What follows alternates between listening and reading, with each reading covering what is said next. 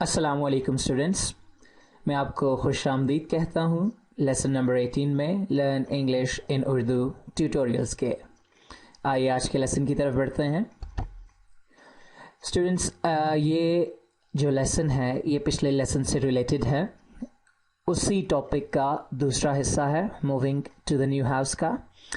पिछले लेसन में हमने देखा था कि हमने जनरल इन्फॉर्मेशन किस तरह से लेनी है कि घर कैसा है और वाटर सप्लाई कैसी है, इस तरह की मालूमात हमने ली थी। आज हम उसी गुफ्तगू को कुछ आगे बढ़ाएंगे और घर के बारे में मज़ीद तफसील से कुछ और सवालात करेंगे। तो आइए देखते हैं। अब हम ये जानना चाहते हैं, वाटर सप्लाई का हमें पता लग गया, घर हवादार है, कैसा अच्छा है या छोटा है, ये हमने पता कर लिया। अब हम मज़ीद जानना चाहते हैं कि घर के अंदर कमरे कितने हैं, रूम्स कितने हैं। तो उसके लिए हम पूछेंगे how many rooms are there, how many rooms are there.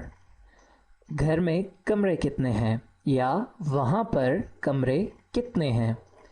How many rooms are there, वहाँ पर कमरे कितने हैं।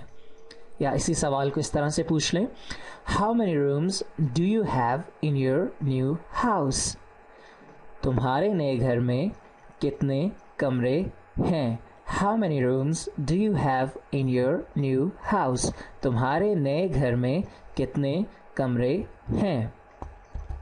तो जितने भी कमरे होंगे, यहाँ पे हम फ़र्ज़ कर लेते हैं कि 5 कमरे हैं, तो हम कहेंगे there are 5 rooms, there are 5 rooms, वहाँ 5 कमरे हैं। या फिर there are 5 rooms in my new house, मेरे नए घर में 5 कमरे हैं। या I have got 5 rooms in the new house, मेरे नए घर में 5 कमरे हैं। तीनों sentences almost same meaning convey कर रहे हैं, लेकिन 3 डिफरेंट तरीके हैं उसी एक मीनिंग को कन्वे करने के।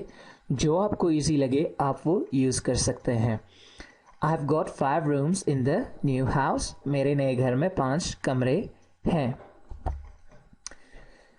कमरों का पता चल गया। उसके बाद आप जानना चाहते हैं if there is a garden in that house, कि उस घर में कोई बागीचा है, कोई बाग है। तो आप कहेंगे do you have a garden, do you have a garden, क्या वहाँ बाग है, कोई बागीचा है। या do you have a garden in your new house, क्या तुम्हारे नए घर में बागीचा है। पहले हमने डायरेक्टली पूछ लिया क्या वहाँ बागीचा है, अब हम पूछ रहे हैं क्या तुम्हारे नए घर में बागीचा है। या is there a garden in your new house, क्या वहाँ नए घर में बागीचा है, क्या वहाँ तुम्हारे नए घर में बागीचा है, गार्डन मौजूद है। तो या we do have a garden in our new house, हाँ हमारे नए घर में बागीचा है। या we do have a garden in our new house, हमारे नए घर में बागीचा है। या फिर yes there is a garden, हाँ वहाँ बागीचा है। Yes there is a garden, हाँ वहाँ बागीचा है। या तीसरा तरीका ये है, या I have a garden in my new house. या हाँ I have a garden, garden वहाँ है, बागीचा है, इन माई न्यू हाउस, मेरे नए घर में।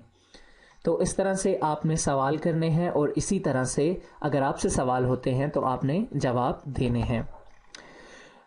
उसके बाद आप, क्योंकि घर में पार्किंग स्पेस जो है वो बहुत ज़रूरी होती है, ख़ास तौर पे जब आपके पास अपनी कन्वेंस मौजूद हो, अपनी गाड़ी मौजूद हो, तो parking space is of vital importance, इसकी बहुत ज़्यादा अहमियत है। तो आप ये जानना चाहते हैं कि नए घर में पार्किंग स्पेस है या नहीं, तो आप पूछेंगे do you have a parking space, क्या पार्किंग स्पेस है वहाँ। Do you have a parking space, क्या पार्किंग स्पेस मौजूद है। या do you have a parking space at your new place, क्या तुम्हारी नई जगह जहाँ पे तुम शिफ्ट हो रहे हो, क्या उस नई जगह पर पार्किंग स्पेस मौजूद है, क्या वहाँ पर पार्किंग स्पेस है।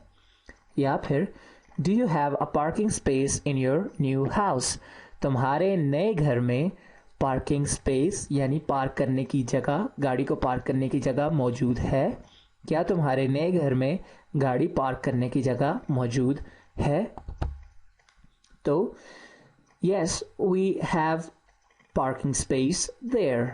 हाँ वहाँ पार्किंग स्पेस है। Yes we have parking space there. हाँ वहाँ पार्किंग स्पेस है।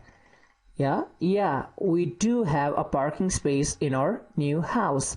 हाँ हमारे नए घर में पार्किंग स्पेस मौजूद है। या we do have a parking space in our new house. हाँ हमारे नए घर में पार्किंग की जगह मौजूद है जहाँ हम अपनी गाड़ी खड़ी कर सकते हैं।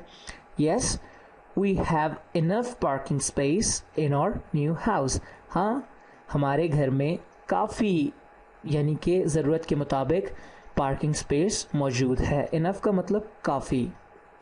तो yes we have enough parking space in our new house. हाँ हमारे नए घर में पार्किंग की काफ़ी जगह मौजूद है। स्टूडेंट्स हमारे यहाँ भी दो अल्फाज यूज़ किए जाते हैं, एक मकान और एक घर। हाउस का मतलब मकान, हाउस हो गया मकान, जैसे आपकी स्क्रीन पे सामने आ रहा है, हाउस मकान, होम घर। और जब हम इनको यूज़ करते हैं सेंटेंसेस में तो हमें प्रपोजिशन का बहुत ज़्यादा ख्याल रखना चाहिए, बहुत लाजमी ख्याल रखना चाहिए, क्योंकि जब हम हाउस यूज़ कर रहे होते हैं, हाउस वर्ड हाउस यूज़ करते हैं सेंटेंस में, तो उसके साथ इन, आई एन इन जैसा कि अंडरलाइन है सेंटेंस में, इन का यूज़ होता है। और जब हम होम यूज़ करते हैं अपने सेंटेंसेस में तो होम के साथ एट, प्रपोजिशन जो यूज़ होती है वो होती है एट, जैसा कि अंडरलाइन है। He is living in his friends house. वो अपने दोस्त के घर पे रह रहा है। He is living in his friends house. वो अपने दोस्त के घर पे रह रहा है। और he is resting at home. वो घर पे आराम कर रहा है। He is resting at home. वो घर पे आराम कर रहा है। तो इन चीज़ों का बहुत ज़रूरी, बहुत लाजमी ख्याल रखा करें। प्रपोजिशंस का प्रॉपर यूज़ जो है ये बहुत लाजमी है लैंग्वेज को यूज़ करते हुए। तो स्टूडेंट्स ये था आज का लेसन। इसमें हमने कुछ मज़ीद डिटेल्स देखी। हमारा जो नेक्स्ट लेसन होगा उसमें हम इस चैप्टर को, इस टॉपिक को ख़त्म करेंगे, moving to the new house के।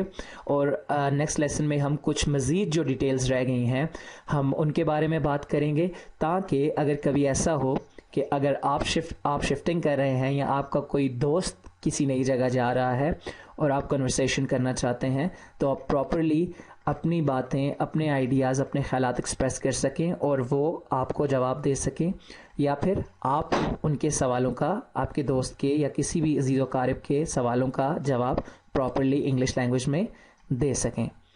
अपना बहुत सारा ख्याल रखिएगा। मुझे इजाज़त दीजिए। अल्लाह हाफ़िज़। God bless. Take care.